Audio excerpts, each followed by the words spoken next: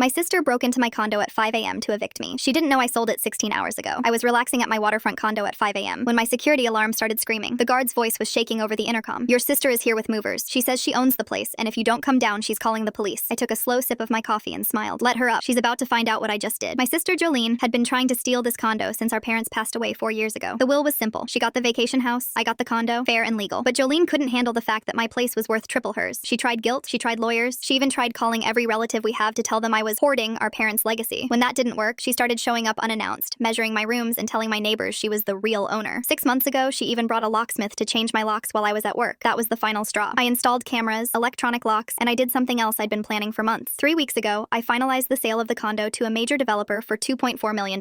The closing happened yesterday. The money was already sitting in my account, and I'd already bought a bigger, better place 6 blocks down. Private dock, better view, all cash. Technically, as of 16 hours ago, I didn't even own the floor I was standing on. The elevator dinged, and Jolene marched in, flanked by 3 confused-looking movers. She was wearing heels at 5 in the morning, which told me exactly how long she'd been rehearsing this boss moment. Finally, she announced, slapping a stack of papers on my kitchen counter. I got a court order. This property is legally mine, effective immediately. Start packing. I picked up the papers. They looked official, but they were missing a judge's signature, a case number, and a court seal. It was a Photoshop job. Impressive, I said. You really went all out on the stationery. My lawyer found a loophole, she snapped. The property was supposed to go to the eldest child. That's me. I looked at her. Jolene, before you start moving my furniture, there's something you should know. I sold the condo. She froze. What? Yesterday. Closing was at 4 p.m. This unit belongs to Apex Development Group now. They're turning the whole floor into luxury rentals. Her face cycled through confusion, anger, and then pure panic. You can't sell it. It was supposed to be mine. It was never yours. And that fake court order? That's fraud. You brought 3 witnesses to your own crime, and my security cameras caught every second of it. The new owners have a legal team that takes trespassing very seriously. I watched her expression crumble as she pulled out her phone and checked the public records. The filing was there. The $2.4 million was gone. Where did the money go? She whispered. Into my new penthouse, I said, with the view Mom and Dad actually wanted me to have. The movers didn't even wait for a paycheck. They headed straight for the elevator. Jolene stood in my kitchen, mascara running down her face, crying that I'd ruined everything. You ruined it 4 years ago, I said, finishing my coffee. When you decided that what was mine should be yours. She left without another word. 5 minutes later, the guard called up. Everything okay, sir? Perfect, I replied, just leaving my keys for the new owners.